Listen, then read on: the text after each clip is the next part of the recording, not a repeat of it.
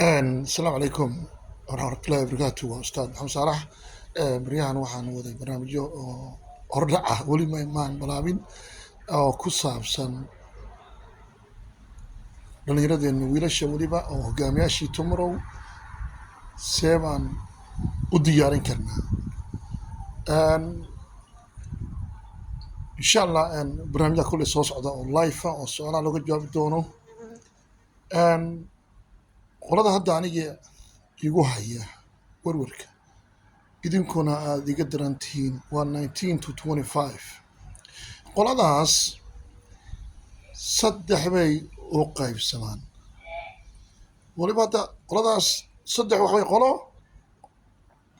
19 to 25 qolo eejkooda marka la eego hawshii wada waxay rabe markaas wada ama kooras ha ahaato ama shaqo ha ahaato ama sii la rabay u wada. So we happy oo ku faraxsannahay laakiin weli inaan la soconno oo talada iyo markii dhaqaale ahaan iyo wixii tala iyo steepka xigana waxa way hadhowto qolada 25 pluska qofkii guri gadanaya iyo qofkii guur doona iyo halkaas iyo bulshada inuu caawino qofka waa miro diyaar ah beero baxay oo in la gurto diyaar u ah. qoladaas ruuxooda waxaa jira qolo kale oo iyagu 50-50 ah oo sii la rabay ma socdaan. kuwa ruuxooda in la fariisto oo niyadda loo dhiso oo motivation loo sameeyo oo la yidhaahdo yes you're gonna be there, wax yar baa haray dulqaado dhib ma leh ku celi haddaa dhacdo in la yidhaahdo oo aanu jaamacadda ka harin oo aanu shaqadii ka tegin oo imtixaanku dhacay niyaddu ka jabin oo laakiin you can see the working hard but hooyo kuma fillah waa marka rabin lasugu tago abti iyo adeer iyo muxuu ahaaye halkaas hawsha la wada galo. qolada saddexaad oo eedkaa ka mid ah waa qolo totally hawshoodu ay adag tahay whatever they are hawl kasta ay ku jiraanna xaaladdaa gelisay.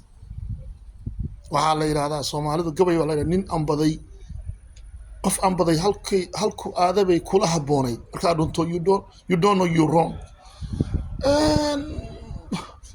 problem kale qolada haysta waxa weye fitting baa la yidhahdaa. gabadha xijaabka qaadata hadday intay imtixaano badan ku dhacdo guriga canaan badan kula kulanto bari inay xijaabka ka tagto surwal qaato sigaar cabto macnay leedahay. luqadda anagu aan garanayno macallimiinta iyo fitin baa la yidhaahdaa. waxay rabtaa inay fitgarayso qola ayada saasaa jira oo habi ah. qolada marka way soo dhaweynayaan guriga baa looga qayrinayaa breshar baa saaran imtixaankii baa ku adkaaday cidin caawin mayso odayg hadduu nool yahay safar buu jiraa hooyadii kuwa kale la wareertay. fitin baa la yidhahdaa. ma rabtaa inaad ka soo saarto fitinkaas? waa laga saari karaa. waxaa looga saari karaa in la yidhahdo hooyo waxa la wixii ku adag waa laga caawinaya come back I will help you no more and she gonna be come back insha Allah. it happens way dhacda arrintaas waa ka wiilashaasi marka maxaa keenay inuu haddii la yidhahdo waxbuu gado maxaa keenay inuu robbery sameeyo? fakri baa keenaya under achieving buu noqonayaa. waxaan kuli aniga waalidkii habi ma aha wuu og yahay star baa la iska rabay marka waa in la yidhaahdaa don't worry the worst waa kan xabsiga ku jira maalin buu ka soo baxaya. kuwa gaaloobay way soo noqdeen harajo dhigin effort baa loo baahan yahay shaqaa loo baahan yahay talaa loo baahan yahay laakiin hooyo miskiin oo kaligeed socotahay dhakhtarka ayadaaba gelaysa inta cunuga iran yahay because of cunuga dartiis. marka taas waa mid qoladaa markaa saddex qolo waay. qoladaasaan insha allah xoog saari doonaa lajirada soo socda lifeka ah iyo su-aalaha ku saabsan maxaa tala ah maxaa tala ah.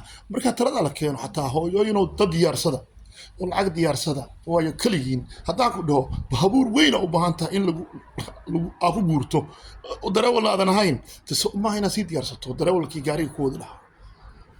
qolada ku xiga 19 to 16 weeye iyaguna sidoo kale way 1916 qola oo leebaladii iyo halkaas si fiican u wada oo hadda jaamacada galaya ama niyalidee. qola labaad oo meel dhexa oo qob iyo qac iyo sanad dheeraada ku daray laakiin aad u cabsanayso iyo qolo saddexaad oo sanadka koowaad baa iskoolka laga ceyriyo halkaa midiyo qaar wataan saddexda xal baanu doonaynaa insha allah. qolada ku sii xigta waxa weeye academic baan ka hadlayaa, waa 13, waxaan u bixiyey 13 to 19. waa qolada la rabo hadda in la ogaado akhlaaqdooda. 13 waa year 8 to year 11 iskuolka markaan ka hadlayno, waa qolada la rabo hadda in la ogaado saynaan hadda waxaan ka soo hadalnay noogu dhicin. jidka loo socdo waa ogna haddaan ka hadalnay 19 to 15 25 halkaanay ka yimaadeen. qoladii aan dhahaya kale maxay ahaayeen 16 to 19 halkaanay soo mareen. hadda marka waa inaan la fariisano 13 to 16 waa year 8 oo year 9 year 8 how yes oo haddaba sii ogaano oo aan eegno akhlaaqda maxaa khriban, riboorka maxaa loo geliyey, muxuu ahaayey maxaa loo cayriyey, dagaalka muxuu gelayaa. waxaa la yidhaahdaa wiilasha sababta ay wax u kharibaan iskuullada marka laga hadlayo 4 wax baa la sheegaa: avoid to fail, attention seeking, power and anger. waxay kala yihiin avoid to fail waxa waaye ilmaha waxbarashadii baa ku adag, reading age-kiisu waa 7 jir isagoo 14 jira, cidii war uma hayso, islaantii ma caawin karto. marka muxuu samaynayaa year 10 buu fadhiyaa ama year 9.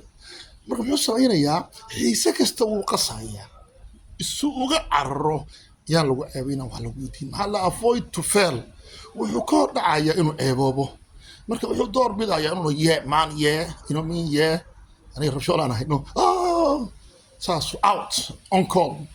markaasaa lagu soo wacayaa wiilkigaagii 3 days exclusion see yeelaa maxamed saalax oo kenya mawkaxayaa baa ku xigtaa.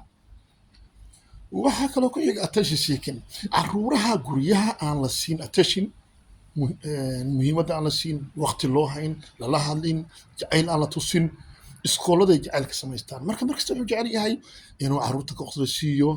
gabar baa cayilan, wiilkaasi waa faat, baagi baa tahay, adigu canjeela cuntaa iyo brisiino erayadan la isku maago.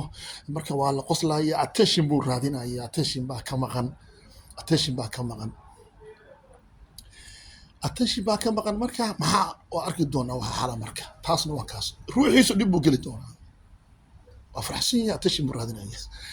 saddexaad waxa weeye anger, waa cunug markuu iskoolka imanayaba xanaaqsanbaba, amoodina aabbihi hooyadii dishay, nervisa morning xanaaqsan.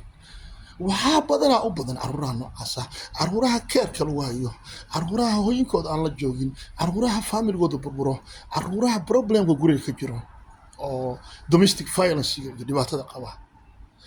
kan ugu dambeeya waxa waaye power, caruurtana ku badan yihiin. power waxa waaye cunug yaroo warlord ah wuxuu rabaa inuu group xakumo, laba isku diro, laba kala heshiisiyo, mid lacag u geeyo, mid inta ka bixiyo. marka jawaabihii marka insha allah life markaas ku helana waa ka jawaabi doonaa. kii hore oo isha muxuu ahaa avoid to fail waa la weydiiyaa. maadooyinka ugu badan baa la raadshaa, badanaa waa english maths. maadooyinkaasi ereydaas muddaan dhex joogay. gurigaa laga caawinaa, tuushin baa la geeyaa, waa la soo qaadaa, isagoo faraxsan buu tagayaa. 2 attentionka guriga waxaa shaqo loo diraa, hadal baa la yidhaahdaa, khudbadaa loo dhiibaa, masaajidkaa la geeyaa. energy, ninka hawl baa loo diraa, isagoo daalan buu tagayaa, isku kalsoon. I'm okay, I want to learn, I'm here to learn.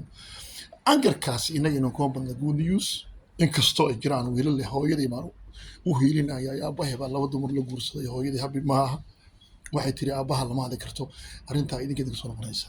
caruurtiina ka ilaasha family problemska, please. markasta khayr u sheega si aanay bulshada dhibaato ula kulmin. kan ugu dambeeya power, waxaan dhahaa waa fiican tahay, skill of management, leadership, laakiin when, not now, later. markaad noqoto nin madaxa noqoto kala maamul, laakiin hadda adoo ardaya ku mashquulin, mid baan caawinaya iyo qof baan wax siiye iyo qalankii mid kala haysta iyo mid ka esha iyo business. macallimiin baa jooga. hawshaa taas waa taas. intaas insha allah waxbaan ka qaban doonaa. hooyooyinka soomaalida waxaan idin sheegayaa waan fiicannahay, waan dadaalaynaa, waana caawinaynaa anigu waxaan awoodno. waxaan kale oo mustaqbalka talooyinkaa soo wada waxaa ka mid ah, soomaali haddaan nahay meesha kaliya ee lacagta ku bixiseen oo la wadaago oo dahabka ku bixiseen waa masaajidyada. meel kasta uu joogo masaajidku waa waasic, space baa ka bannaan. waxaa tale iga ah dadkan heshiyaanka ka faa'iidsan iyo dadkan la noolnahay aan ka guurno Somali culture oo ah kali socodka koob labo cuqdada haddii aan masaajidka imaamka la hadlo waxaa la oranayaa xarakadiisi maaha iyo reerkiisi maaha ka daaya. qofkan masaajidka haya honestly marka runta loo hadlo wuxuu la mid yahay maamulaha iskuulku la mid yahay, wuxuu la mid yahay MB-gu la mid yahay, wuxuu la mid yahay counselorku la mid yahay, wuxuu la mid yahay dhakhtarku la mid yahay. marka runta u hadalno waayo waa public place waaye, public funded waaye. idinkoo guruba u taga maxaa u tagaysaan dan kale maaha, caruurtiina dantooda ku taga. weliba keligii halka iimaanka u teginina guddiga masaajidka la kulma waxaad tirahdaan bliis waxaan rabnaa dhallinyaradan in loo yeero qada loo sameeyo, masaajidka qayba lagu daro, table tennis meel lagu ciyaaro loo sameeyo, shaah meel ku cabaan loo sameeyo, kuwa aan tukan xataa yimaadaan halka aadaanka ka dhageystaan tartiib tartiib. luqadda Soomaaliga meelna ku dhigo, lacagta annagaa bixinaynaa, fiiga qayb baan ku daraynaa, volunteer teachers annagaa keenaynaa. qora wax diyaarsada wax qoran la taga. haddii ay noqoto sida hadda dhaqankeenu yahay oo ay idin diidaan masjidadu oo ay dhahaan maya halkan salaad kaliya lagu tukanayaa, anaa talada xigta idin sii doona insha allah. waddankan ingiriiska waalidku xaq u leeyahay inuu maamulaha iskoolka cayriyo. waxaad xaq u leedihiin petition inaad ka qortaan kulli masjidada dadka haysta. been bidin sheegayo maanta jimce hadalkan ku hadlayo waan ogahay, waxa iga keenayn waan ogahay, carruurta bannaanka taagan baan ogahay. petition baad ka qorin kartaan, aad odhan kartaan dowladda kulli ha la cayriyo oo rag la yidhaahdo la ku dhiibo oo masaajidyadaas danteeda noogu qabta, dhaqankayga noogu ilaasha iyo diintayada iyo luqadayada. ay hob laakiin inaan taa gaarin, laakiin taa la socda. laakiin ma yay dhicin maxamed saalax baa shiikh dacweeye iyo islaanta hebla oo reer hebel asaas yeesha. no, group samaysta. ujeedaduna maxay tahay? war an carruurtaydii dhalinyaro bannaan joogo qabuu dilay baan u tegay Soomaaliya oo ku cayaaraya oo niman booliisi meel u sameeyeen. waxaan idhi research baan qoray, maxaad ka dalban lahaydeen Soomaalida? waxay dhaheen haddaan community lahaan lahayn waxaan odhan lahayn meelaha waqtiyada qabowga ku cayaarnoo kulul noo sameeya. laakiin meeqa masjid baan leenahay, meeqa community baan leenahay, meeqa dukaan baan leenahay, meeqa culimaan leenahay, meeqa aqoonyaan baan leenahay, kulli waa ogtihiin. Canada research laga soo saaray, dhalinyaro la waraystay oo bannaanka taagan waxay yidhaahdeen kow annaga idinkaana la keenay, waalidku idinkaana keenay meesha number one. labo annagu markaan bannaanka joogno kulligay dad xun ma nihin. waxaa laga yaabaa hal iyo labo oo maxaa idin wada istaajiyey? we protecting each other. annagu waa istifaacaynaa ase community ase group baan nahay. oo maxaa bannaanka idin joojiyey? waxay dhaheen masaajid ma galno waayo ma tukanno, marfish ma galno waayo qaad ma cunno, makhaayado ma galno waayo lacag ma haysano. bannaankaasaan joognaa sidii xoolaha baadiyaha maxaa la yidhahdaa dameer farow miyuu ahaa? yaa ka mas-uula? kuwii dhalaa ka mas-uula, aqoon-yahanadooda ka sexdaa ka mas-uula, liader la-aan baa ka mas-uula, dadaan isu danqan baa ka mas-uula, dad maxaa la oran jiray Soomaalida hore waxaa la yidhi hunguri iyo maxaa la oran jiray han iyo hunguri baa qofka ku abuuran. hadba ka xoog badan baa sameeya. dad hanla loo baahan yahay ummadooda u qabtaa, dad hunguri raadinaya looma baahna. hungurigu waxaa ma taro, wuxuu taraayo ma leh adduunka. ajarna waa laga helaya xadiisyada dhiga haddaad dhegeysanayseen oo ahaa dadka waxaa ugu khayr badan dadka wax u qabtaa. waxaan rajaynayaa dad badan oo fiirsan doona cajaladahan codkaygu inay ka faa'iidaystaan oo dhahaan I know more than Maxamed Saalax, why I don't tell my community. ay dad badan caawin doonaan. gabdhaha waxaan oran lahaa oo kale dhegeysan doona wiilashiina aqoon-yahanada ah, nimanka idin qaba community-ga u shaqeeya, gurigiina ka bilaaba. Soomaali baa hadhow wax tari doontaan, islaamkana wax tari doontaan. asalaamu calaykum waraxmatullahi wabarakaatu.